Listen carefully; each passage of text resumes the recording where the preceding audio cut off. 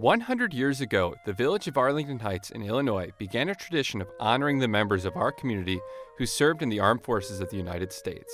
On September 6, 1919, a parade welcomed home soldiers, sailors, and nurses from Arlington Heights who served with the American Expeditionary Force in the Great War, or as we call it today, the First World War. That same day, the original charter of the Arlington Heights Merle Guild Post 208 of the American Legion was signed. While this may have been our first Memorial Day, Arlington Heights has a long history of service to our country and honoring our fallen heroes. Two members of the Dunton community, as our village was then called, were Jacob Sigwalt and Walter J. Kennicott, and both of these men died while serving the Union during the Civil War.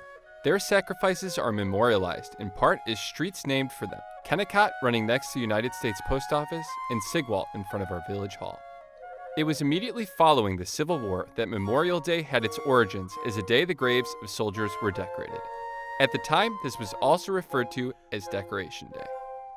In 1887, the town of Dunton became the village of Arlington Heights, and just a few years later, resident George Bray served and died during the Spanish-American War in 1898. From 1917 to 1918, men and women from Arlington Heights served in the Great War.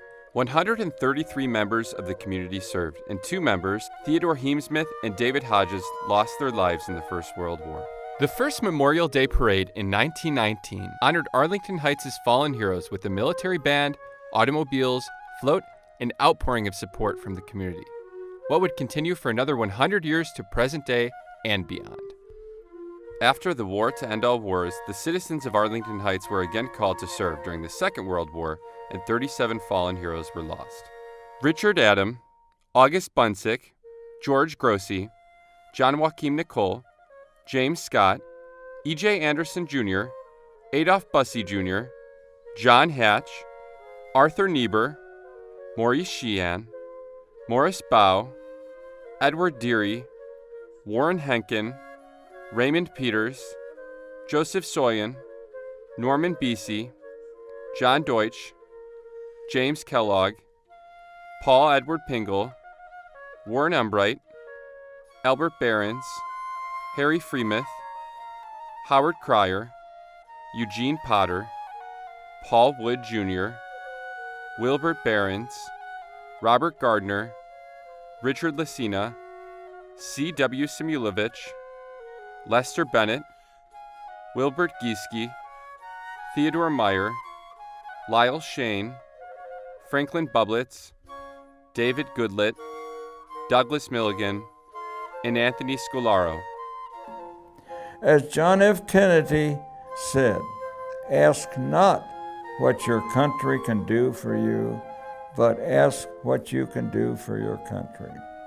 Know why you are living in a country called the land of the free and the home of the brave."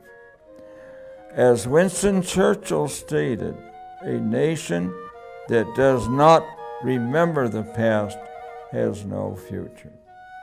The price of freedom is never fully paid, and in the Korean conflict, two more of our neighbors gave the ultimate sacrifice for the United States of America, F.E. Blumenschein and John Martin Jr.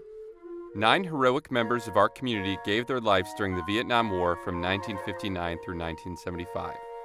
Robert Earl Bardick, Robert Conti, William Dabbert, Scott Jacobson, Douglas Vaughn, Donald Klarber, Harry Lee Craig, Sammy Hartzell, and Daniel Shurin.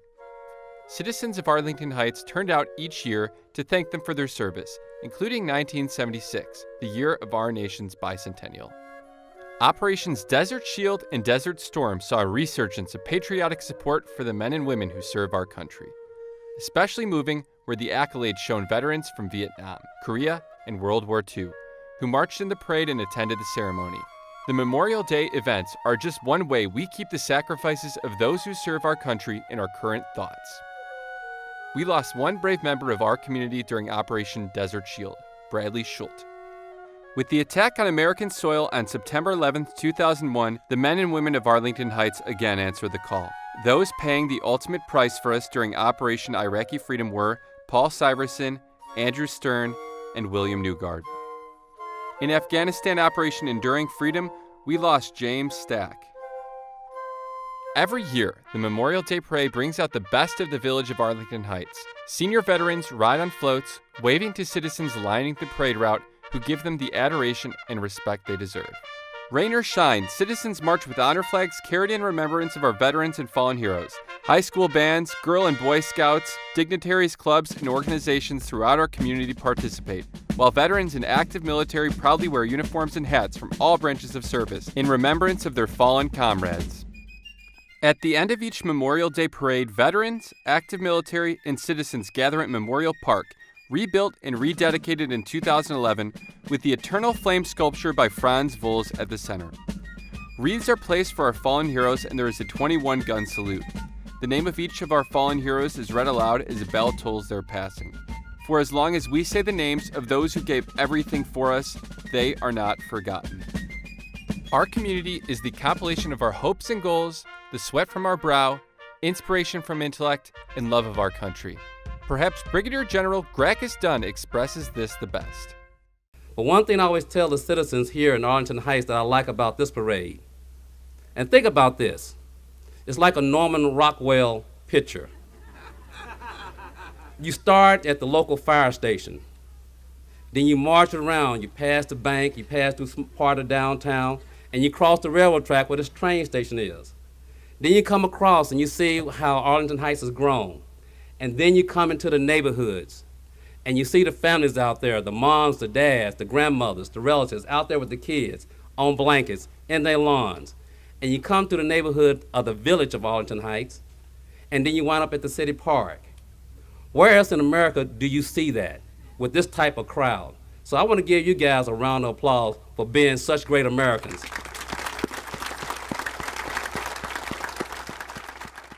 These events to honor our veterans are a reminder of the sacrifice our fellow citizens have made for us. Their profound result is the reaction from the men and women in our military today who participate in the parade. They see how those who preceded them in service are remembered and celebrated, and join in deep reflection as the community at large comes together with profound gratitude. We feel the pride and joy the community expresses to those who have served our country.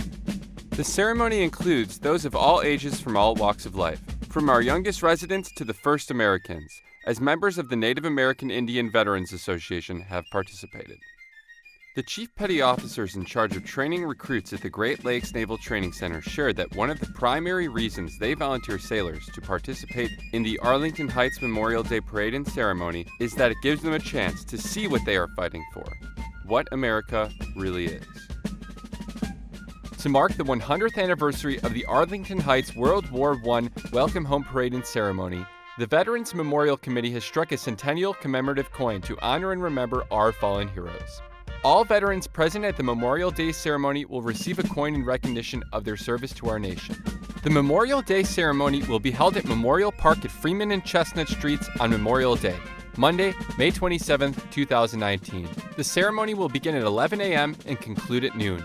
Coins will be available at Memorial Park from 10 a.m. until 1 p.m. that day, as long as supplies last. Please join us, and we hope that you will take a moment to reflect on the service and ultimate sacrifice of our fallen heroes. That follows with the playing of taps by the 177th Army Band from our recent ceremony.